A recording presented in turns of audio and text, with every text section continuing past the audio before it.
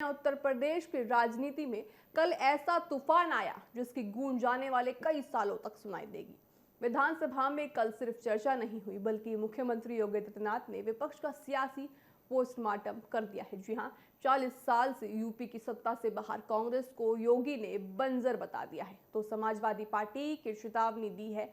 विनाशकाल विपरीत बुद्धि की तर्ज पर उन्होंने कांग्रेस का हाथ थामा है, इसलिए अब उनकी राजनीति जमीन भी बंजर होती नजर आ रही है। मुख्यमंत्री ने कल सदन में आंकड़ों की ऐसी झड़ी लगाई कि विपक्ष के पास बगले झांकने के अलावा कोई रास्ता नहीं बचा। योगी आदित्यनाथ ने सीधे तौर पर कहा कि कांग्रेस की आज जो दिशा है वो महिलाओं के श्राप का नतीजा है। उन्होंने शाहबानू केस का जिक्र करते हुए पुरानी यादें ताजा की और कहा कि अगर कांग्रेस ने उस वक्त मौलवियों के सामने नाक रगड़ने के बजाय महिलाओं को न्याय दिया होता तो आज उनकी ये हालत कतई नहीं होती। सीएम ने साफ कर दिया कि कांग्रेस ने हमेशा देश को कटमुल्लापन की ओर धकेला है और 3 तलाक जैसे अपराधों का समर्थन किया है, जिसका खामियाजा वो आज मुक्त कर रहा है। लेकिन सबसे बड़ा सवाल समाजवादी पार्टी के उस पुराने जख्म पर जिसे यूपी की जमानत आज भी नहीं भूली है।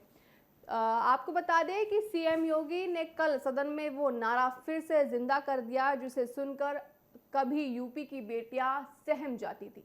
देखिए, सिपाही बेटियां घबराई। उन्होंने कड़े लहजे में कहा कि एक दौर था जब लोग अपनी बेटियों को पढ़ाने के लिए उत्तर प्रदेश से बाहर भेज देते थे क्योंकि सड़कों पर सिपाही गुंडों का राज था। लेकिन आज आंकड़े गवाही दे रहे हैं कि तस्वीर बदल चुकी है। एनसीआरबी के आंकड़े का हवाला देकर मुख्यमंत्री ने सीना ठोक कर कहा कि यूपी में आज हत्याओं में 42%, रेप की घटनाओं में 67% और दहेज उत्पीड़न में 90% की कमी है। आज यूपी की अर्थव्यवस्था 3% गुना बढ़ गई है और प्रदेश की महिला वर्कफोर्स में 26% का इजाफा हुआ है। योगी आदित्यनाथ की ये यहाँ नहीं रुके। उन्होंने सपा के पिछड़ा कार्ड की हवा निकालते हुए सीधे माफिया राज पर भी चोट लगाई। उन्होंने सपा विधायक पूजा पाल का नाम लेते हुए पूछा कि जब माफियाओं ने राजू पाल की हत्या की थी तब सपा की सहानुभूति कहां गई थी। उन्होंने आरोप लगाया कि सपा हमेशा माफियाओं के सामने नतमस्तक रही है और आज भी उनके नेता जेलों से बैठकर बयानबाजी करते हैं। योगी ने माफ कीजिएगा, योगी ने बुलंदशहर की उन खौफनाक घटनाओं की भी याद दिलाई जिन्हें सपा के नेताओं ने राजनीतिक साजिश करार दिया था।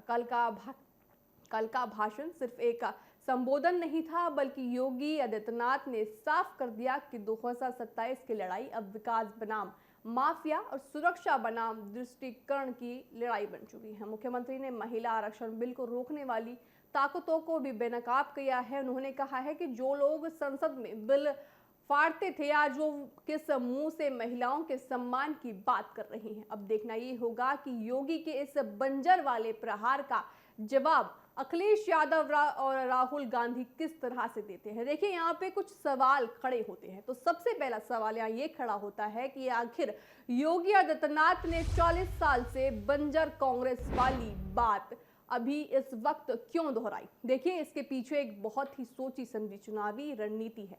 उत्तर प्रदेश में होने वाले उपचुनावों और आने वाले विधानसभा चुनावों को देखते हुए मुख्यमंत्री योगी आदित्यनाथ ने जनता के दिमाग में ये बात बैठाना चाहते हैं कि कांग्रेस अब एक डेड फोर्स यानी खत्म हो चुकी है। अब सपा के समर्थकों और कैंटर को ये मैसेज दे रहे हैं कि अपने एक ऐसा डूबता जहाज का हाथ थामा है जो आपके साथ लेकर डूबेगा। ये कांग्रेस और सपा के गठबंधन की नींव पर चोट डालता है। देखिए, आपको अगर हम दूसरे सवाल पर ले जाएं तो देख सिपाही बेटियां घबराई नारे को दोबारा उछालने का क्या मतलब था। अगर हम छोटे से एक पहलू में समझे तो बीजेपी बहुत अच्छे से जानती है कि महिला सुरक्षा उनकी सरकार का सबसे मजबूत पक्ष है।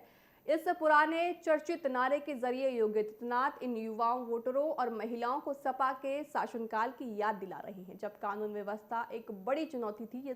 ये सीधे तौर पर समाजवादी पार्टी की छवि को फिर से गुंडागर्दी वाली पार्टी के रूप में फिक्स करने की कोशिश है ताकि प्रो महिला होने का सपा का हर दावा फेल हो सके। यूपी की राजनीति में ये सब जो हो रहा है वो मास्टरमाइंड के तौर पर देखा जा रहा है। अब देखना होगा कि विधानसभा में जिस तरह से योगी आदित्यनाथ ने सपा को और कांग्रेस को आड़े हाथों लिया है, अब आगे विपक्ष का क्या रुख होता है। बहरहाल मेरे साथ अभी के लिए इतना ही। आप देखते रहिए TV7 भारत। नमस्कार।